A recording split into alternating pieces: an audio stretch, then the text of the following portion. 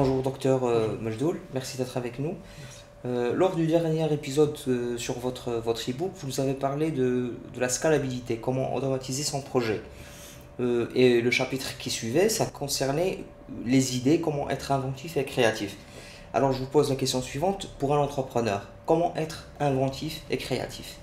Alors, neuroscientifiquement, quand on parle de la créativité, alors on part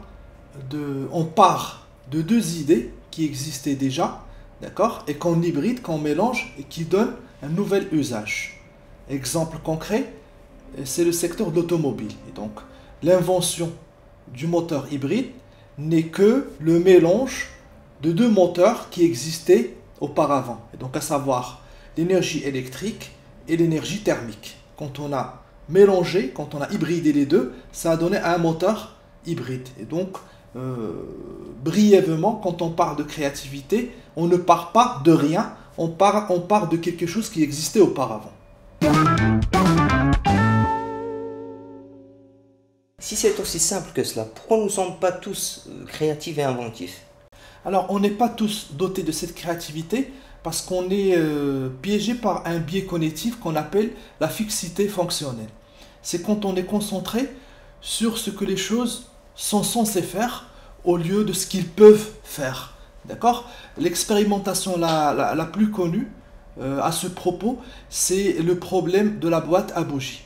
Quand on a donné une boîte à punaises, un marteau et une bougie à un groupe de personnes et on leur a demandé de coller, d'accord, cette bougie sur le mur tout en brûlant. Alors la plupart des gens, ils ont essayé de coller directement avec les punaises la bougie sur le mur. Or, ils n'ont pas pensé à coller la boîte avec les punaises sur le mur et mettre la bougie dedans. Et donc c'est ce qui illustre cette biais cognitif qu'on appelle la fixité fonctionnelle. Parlons de boîte. Comment penser out of the box? Alors pour penser out of the box, il faut se détendre, se relâcher et éliminer toutes les sources de stress.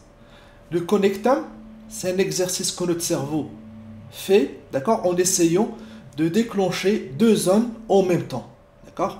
Quand il arrive à le faire, et donc ça génère une nouvelle idée ou bien une solution novatrice. Et donc, éliminer les sources de stress, rester zen, relâché et décontracté.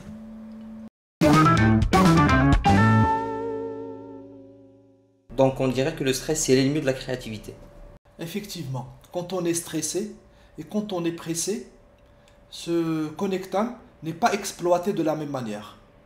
Parce que quand on est stressé et quand on est pressé, on tombe encore une fois dans le biais cognitif de la fixité fonctionnelle. On est concentré sur le ici et maintenant, d'accord, ce qui nous mène vers un effet tunnel.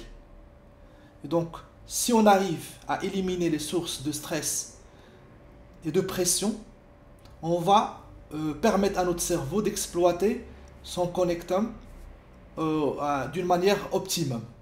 D'accord? Je prends l'exemple, quand on part au lit, d'accord, pour se coucher le soir.